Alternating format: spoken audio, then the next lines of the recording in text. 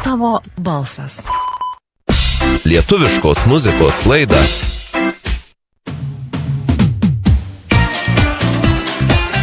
O dabar Tavo balso eteryje pasikalbėsiu su muzikos projekto Vakarų plentas įkūrėju, taip pat didžėjumi, prodiuseriu Žilvinu Juočiu. Sveiki, Žilvinai.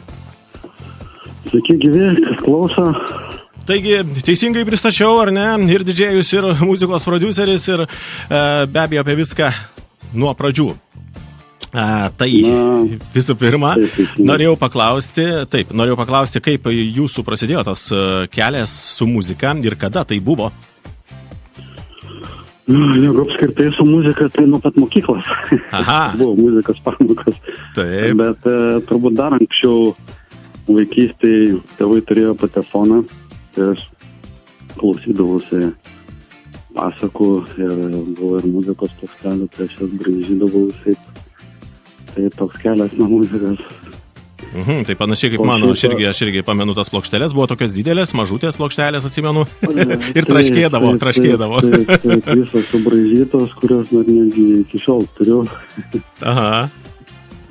Tai, o jeigu kas liečia Vakarų plentą, tai 2008 metais taip gavosi, kad aš... Tai aš manau, kad dar apie Vakarų plentą mes būtinai pakalbėsim tada, bet aš dar visų pirma pradžiai norėjau apie tuos ankstesnius laikus. Kaip ten viskas buvo, kaip, ir sakiau, ir didžėjus esat, tai kaip ten viskas prasidėjo, ta didžėjaus karjera, galbūt apie tai plačiau, apie save truputėlį papasakokit.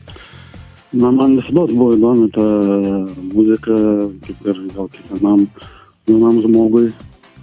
Tos naujos mados, nauji trendai, laikais atsirado ir hip-hopo muzika, ir rėvas buvo, ir tų krypčių buvo labai įvairių, tiesiog rinkis. Buvo, aišku, ir pop kryptis, bet jaunimas vis tiek visados linkstė kažką, kur įdomiau būdavo. Tai dar ir tais laikais ir tos muzikos ne taip lengva būdavo gauti, reikėdavo ieškoti kasečių arba kažką nugirdavai per nesenai įsikūręs nepriklausomas radijos stotis. Tai o pirmas įrašas įvyko mano, tai su kasetiniu magnetofonu. Būdavo 2 kasetės. Taip, pamenu, puikiai. Galėdavai ten iš vienos į kitą rašyti, įjungti mikrofoną, tai aš bandydavau pasileisti kažkokią ištrauką iš kažkokio kūrinio, aš jį ten įrašydavau, prisampluodavau, pailgindavau, pasileisdavau ant išo, dar bandydavau repuoti, nes norėdavau būti reperis. Tai čia tokia... Tai čia tas visas hip-hopo, repo, tie visi dalykai buvo apie, man atrodo, 90-uosius metus, ar ne? Panašiai. Na taip. Tai netgi būdavo, pamenu, repo laidos, aš pats pradėjau dirbti radijoje 97-8 metais, tai čia prieš tai dar keli metai, pamenu, kolega, toks ir pas mus čia Panevėžėje Manfredas, turėjo repo laidą dar kitoje radijo stotyje, tai tikrai tos buvo populiarios ir repo laidos radijoje eteryje ir ta muzika buvo tikrai tokia labai labai populiari, ar ne, tuo metu? Na, buvo įdomi, buvo tos entuzijazmas, kažkas naujo, būdavo ne tik repo laidos, būdavo ir reperiai, reiveriai. Taip, reiveriai, taip. Ir ter vakarėlių daug vykdavo tokių neoficialių, kažkur, kur kas sugalvodavo susiorganizuoti. Suneštiniai vakarėliai būdavo, visokių variantų įdomių būdavo. O pats klausydavo reivą, pavyzdžiui, hardcore? Viską esu praklausęs, viskas buvo įdomu.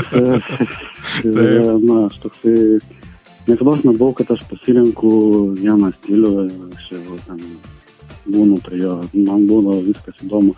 Aišku, labiau elektroninė, bet aš toks ganėtinai universalus buvau. O žinot, kaip tais laikais buvo galima, aš pamenu, gauti albumą, pavyzdžiui, kaip tikrai priėjom prie tos tokios įdomios temos, kad sunku buvo ir gauti tos muzikos, tai aš ką darydavau, tai pavyzdžiui 4 ryto iš radijos stoties įsirašinėdavau, pamenu, albumą. Tai radijos stotis transliuodavo. Tai čia būdavo kaip taisyklė, iš radijo įrašinėt, nes būdavo technika, paspausdavo į rekordą ir viskas. Taip, tikrai tokie įdomus laikai ir pats, kadangi augau šitam laikotarpį, labai įdomu pasikalbėti apie būtent šitos dalykus. Netgi būdavo tokių kurioziškų situacijų, kai vykdavo diskotekos ir didžiai irgi grodavo diskotekose iš kasečių. Taip, aš grojau, 3 magnetofonus susistatydavau, pamenu, su vienu ieškau, su iš 2 grojau. Taip. Tai aišku, tikrai didžiai grodavo su juostom, čia jau kitas. Tai buvo toks laikas. Bet būdavo tokių kuriozinių situacijų, išlydavo kartais kokią radiją, kokią kalbą. Tai nenutrinta gerai. Taip. O jūs darydavo taip, pamenat, kaip paruošdavo dainą, pavyzdžiui, groti per diskoteką, tarkim, su pieštuku atsukdavo ar su pirštu kasetę? Nu, žodžiu, tarpelį tam. Gal mums pasisekė, kad mes turėjom gerus mokytojus. Netgi mes jau 11 klasė būdami jau grojom kažkur. Tai vykdavo dar didžiai čempionatai, pirmą kartą teko dalyvauti, bet ne kaip dalyviais, o kaip žiūrovais. Matėm visus didžiai Saga, Krembo, Digital, visas tos legendinius didžiais. Taip. Tai buvo įdomu, o kada klausimą nečiau. Jo, aš tai prisimeniau, kai reikdavo dainą paruošti ir atsuki kasetę būdavo su pieštuku arba tiesiog su pirštu. Tai toks irgi įdomus laikotarpis. Tai būdavo toks, sukimas. Mes grodavom su juostom, iš tikrųjų, mūsų užvedė tiek tie seniai didžiai ant teisingo kelio, tad čia tikrai didžiai turi groti su juostom. Tai ten mes atskirai įsirašinėdami juostas, jas paruošdavom ir būdavo 2 magnetofonai, reikėdavo po kiekvieną dainos atsukti atgal visados paruošti juostą, kad būdavo žyviniuoti ją greitai, paleisti, ar ieškoti, surasti kažką. Aišku, turėdam ir kasetinius, bet tai tikras didžiai turėjo juostum. Taip, vėliau aišku jau atsirado ir kompaktiniai diskai, kas buvo iš tikrųjų toks tikrai didelis, geras dalykas, didelis atradimas, sakyčiau. Ir geras skambesys. Taip, ir buvo diskmenai. Tai didžietinis variantas didžios buvo diskmenas, tas toks nešiojamas, kaip sakant, mini. Ir jos, tai teko pradėti. Aišku, paskui teko ir įvairiuose grojimo vietose su profesionalesnė technika susidurti, kur ten greitai šaudavo, galėdavo, kaip sakant, beatmatchinti. Tai, bet vis tiek dar tuo laiku vis tiek kažkaip juosta buvo. Buvo vienų laikų ir juostiniai magnetofonai, ir diskai, kol dar neišpopuliarėjo ta technika. Aišku, lygiai greičiai kažkas pradėjo groti su plokštelėm. Taip. Tai ten jau nėra klausimų, kad ten viskas jau technikas yra paruoštas grojimui. Bet kompaktai paskui dėjo konkuruoti, kai atsirado turbūt CDJ pionieriai. Nuo pat pirmos versijos, tai jie jau paėmė savo ranką. Taip ir visi peršoko greitai prie jų. Taip, na ir paskui aišku, kad viskas tobulėjo ir... Tarp kitko buvo mokyklinių didžiųjų festivaliuose, Klaipėdoje, tai mes grojom su juostom. Buvo, kas grojo su CD, kas grojo su juostom, tai teko groti su juostom. Taip, teko ir man su juostom groti, prisimenu ir Elfa magnetofoną, toks buvo. Elfa ir Sagos istorijos, kaip jį galima perdirbti, statyti greičius. Taip, tai toks tikrai įdomus laikas ir yra ką prisiminti. Ir radijui tuo metu reikėdavo išties daug rankų, daug didžėjų, dabar viskas kur kas kitaip, viskas kur kas patogiau, jau galima ir atsitraukti labiau ir kavos išgerti ar panašiai. Tada buvo viskas kitaip. Galima įsitraukti labiau ir daugiau kažką padaryti. Aš taip sakyčiau. Jeigu kas liečia gyvą didžiaus pasirodymą, tarkim, klube. Taip. Na ir toliau, kaip viskas toliau klostėsi, paskui prasidėjo jau tokie ir projektai, ar ne, vat, kad ir pereisim vat, po truputėlį ir prie šito projekto, bet ne vieną teko, ne su vienu projektu irgi dirbti pačiam, ar ne? Na, kaip ir su vienu, pasiečiam muzikas, tai šiaip anksčiau aš pradėjau muziką ir kurti, kaip DJ Blackį, dariau šokių muziką, atsirado Saulelė daina, apie kurią turbūt irgi daug kas žino, kurią paskui realizavo ten Daugėlis, Alenas, Ivanovas. Tai... Teko skaityti, kad Dovanota taip pat buvo tokia, ar teko dirbti, ar aš čia kažką painioju? Dovanota yra, taip, čia jau iš vis naujausias projektas, susipažinau su Ramūnu, kuris save vadina Uraganiam, turi Klaipėdoj studiją. Tai visada irgi buvo įdomu padaryti kažką tokio savotiško, tokio disko, kažką, bet irgi lietuviškas formatas, būtent lietuviškai tekstai, ir bandyti save irgi šitoj srityje irgi buvo sumanymas, kuris dabar irgi dar nėra pasibaigęs, dar bandom kažką vystyti. Taip, na ir atsidariau tavo balso pašto dėžutę ir gavau jūsų laišką, gavau kūrinį ir pasiklausiau, tiesiog labai tiko mūsų radijo stočiai ir pagalvojau su jumis susisiekti. Tai ir įdomu buvo išgirsti šitą naują dainą, kurią netrukus ir pristatysim. Dabar plačiau papasakokit tada, kaip čia viskas prasidėjo su Vakarų plentu būtent. Čia irgi viskas vyko spontaniškai. Susipažinau aš su Adomu Stančiku. Dabar aš galiu, nežinau kaip jį įvardinti, jisai toks labai turi daug vaidmenų, specialybių, jisai yra aktorius, ir muzikantas, ir dailininkas, žodžiu, menininkas iš didžiosios raidės. Taip gavosi, kad jisai dar studentavimo laikais, jisai vesdavo studentų vakarėlius, būdavo vedantysis, tai teko išsibendrauti. Žinau, kad jisai turi grupę, ten, kad jie groja, kurio dainuose tokį roką kurdavo. O man būdavo ir kažkaip užėjo noras, kodėl nepabandžius lietuviškai kažką padaryti tokio. Mano elektroninė pusė, jo tekstai. Tai pakviečiau į studiją 2008 metais. Na ir iš karto pajutau, kad yra tas kontaktas, ir gimė, kūriniai pradėjo žemės patiko atsirasti ir sukūrėm iš karto Laiko turistas ir nusiuntėm radijas ir Opus 3 iš karto įvertino. Traukė į rinkinį, tais laikais dar kompaktinį diską. Tai būdavo tie rinkiniai įleidžiami, pamenu. Taip ir užsikabinom, kažkokio pajutėm atgalinį ryšį, kad mes įdomus. Taip ir prasidėjo. Taip, ir dabar atkeliavo kaip tik pas mus nauja daina, kurią norėčiau, kad ir pristatytumėt, apie ją daugiau papasakotumėt. Na, daina pradėta buvo kurti jau lapkričio mėnesį. Kiekvieną dainą mes taip nesiseka mums greitai paleisti, kadangi esam rimti žmonės, turim savo darbus.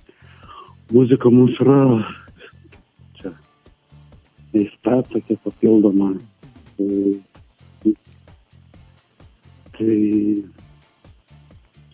šį kartą norėjusi kažko išdirbto ir šį kartą stengiuosi būti reiklesnis šitai dainai tiek melodijai, tiek žodžiams.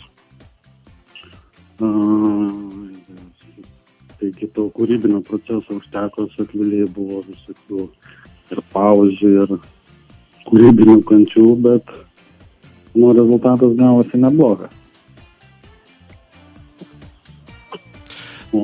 Taip, tai yra beje daina ir įrašyta su vokaliste Akvili, galbūt plačiau dar galite irgi papasakoti. Būtent. Mes Akvili susipažinom irgi čia partijas per partijai, bendri vakarėliai.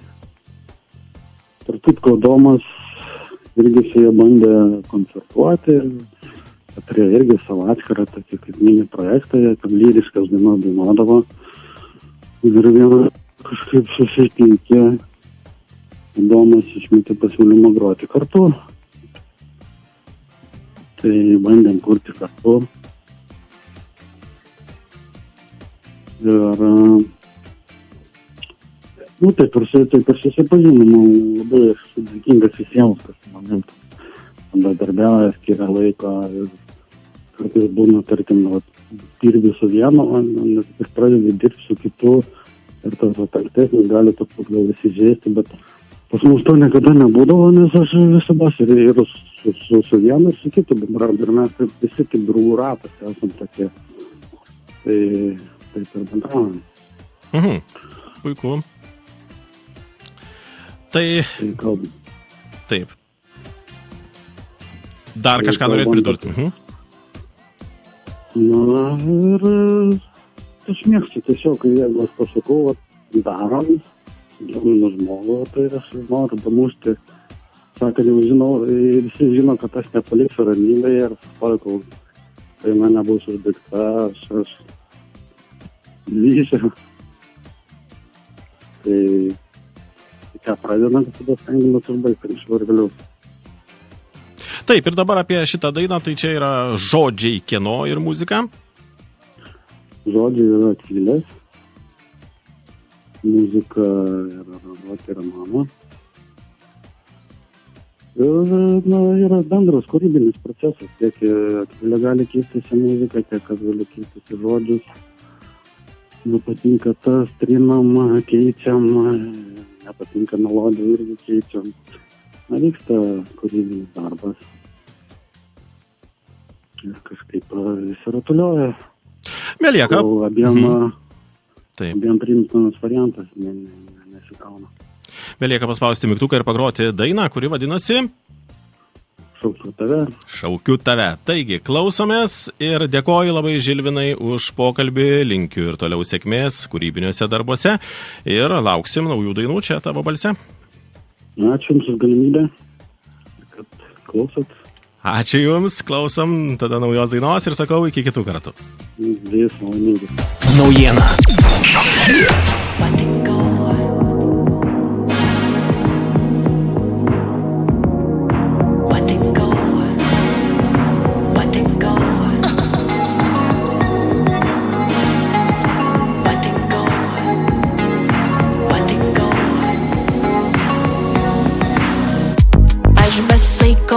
Tau, kaip sustot, nežinau. Parašytum bent lapas, galvočiau, kad patikau. Gal dėl strigo laiškas, kurį tau siunčiau, gal kalta mano laisvė, kurią pabandžiau. Šaukiu tave, šaukiu tave, šaukiu tave, šaukiu tave, šaukiu tave, šaukiu tave, šaukiu tave, šaukiu tave. Pakabi po baro kava, prie stalo dar viena vieta. Matau taksi mašiną, galėtum būti tu joje. Ir vėl kviečia mane padavėja keista, kodėl delsiu eilėje. Aš girdžiu, bet mintyse šaukiu tave, šaukiu tave. Gal vėl strigo laiškas, kurį tau siunčiau, gal kalta mano laisvė, kurią pabandžiau. Šaukiu tave, šaukiu tave,